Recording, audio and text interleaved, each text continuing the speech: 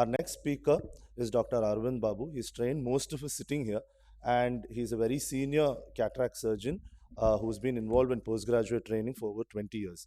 He will be talking about how to tackle the human eye in the OT, transitioning from the wet lab into the operating theater. Over to you, sir.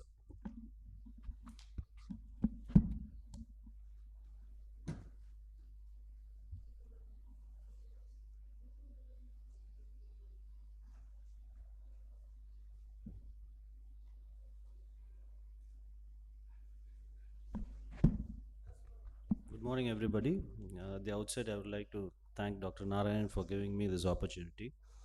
So, my topic for today is intricacies and innovations in resident surgical training. So, these are few intricacies, the problems which residents face when they enter the OR. Things like hand-eye coordination, site of incision, where to put the incision, poor incision construction, size and completion of capsulotomy, nucleus management, and suturing. So the other pitfalls in is like hierarchical system of case allocation. Usually the PGs are made to operate at the end, and with suboptimal surgical instruments, microscopes, suboptimal trained assistants and support staff. So we should try to give them a better atmosphere so that they could learn. So these are few innovations for residents to learn better and faster, like goat size, model eyes, simulators, wet lab, incision and suture site markings, and refine guided capsulotomy. So this is a goat's eye model. So where the lens is aspirated and it is integrated with a human cataractus lens.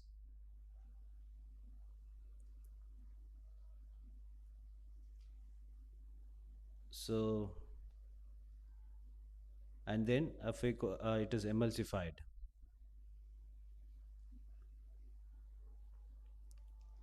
So innovations like these help them to learn better and faster.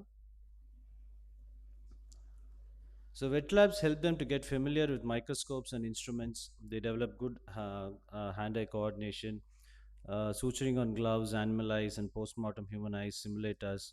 They help in suturing and other steps. It minimizes the learning curve, and it also provides the residents a smooth transition from one surgery to another.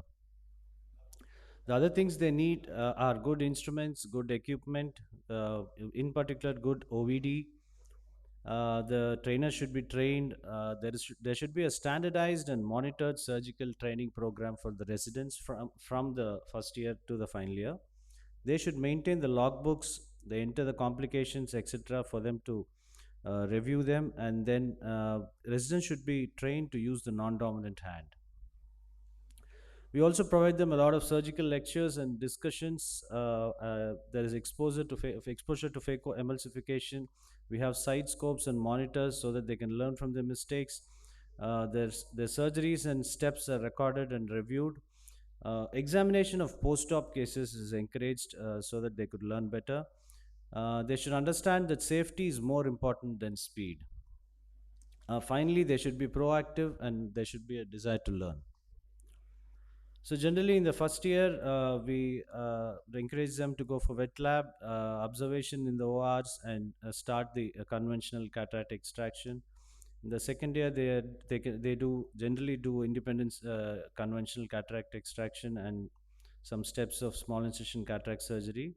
In the third year, they do independent small incision cataract surgery, assisted phacos, and they also assist juniors.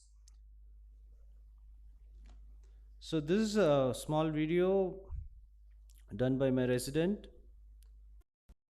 So after the basic steps like superrectus bridle and peritomy,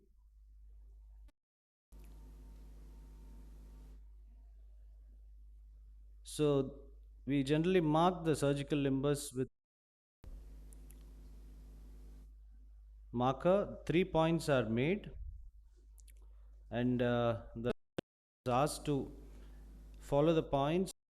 He or she are exactly on the surgical limbus, so that the complications and bleeding and going extending into the sclera are all. So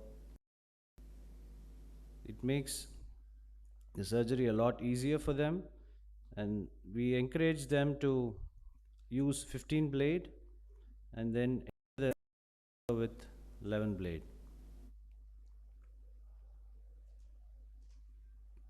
So the AC entry is made, and this is measured capsulotomy. A trephine is used to mark the capsular excess size, usually around 5.5 to 6 millimeters. So it acts as a guide for them to do a good capsulotomy or a capsular excess. So the resident generally follows the marking so that the size of their excess can be measured. Also encourage them to learn all steps of nucleus management into the delivery pressure and counter pressure. The conventional type level.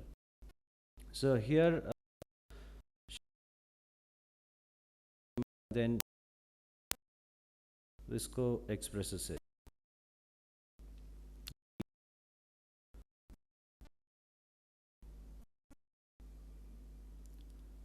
So intraocular lens inserted into the capsular bag, and it is dialed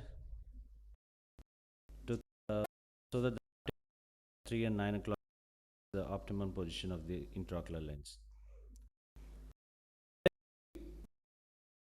Site also for them so that they get equidistant radial sutures, and to avoid the like high astigmatism and etc.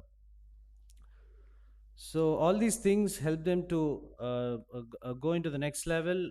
They master the tunneling in the wet lab and suturing, and also the nucleus management. They are trained so that the next they can go into the next level of small incision cataract surgery, and then finally they can move on to phacoemulsification.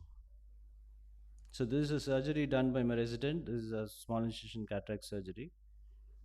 So tunneling and then the nucleus management is done.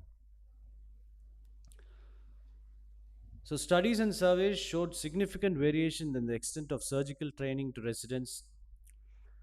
And we all know that cataract surgery is the most commonly performed elective surgery globally and in India. So I'd like to conclude by saying that surgical proficiency in all types of cataract surgery is extremely crucial for a successful and a well-rounded residency program.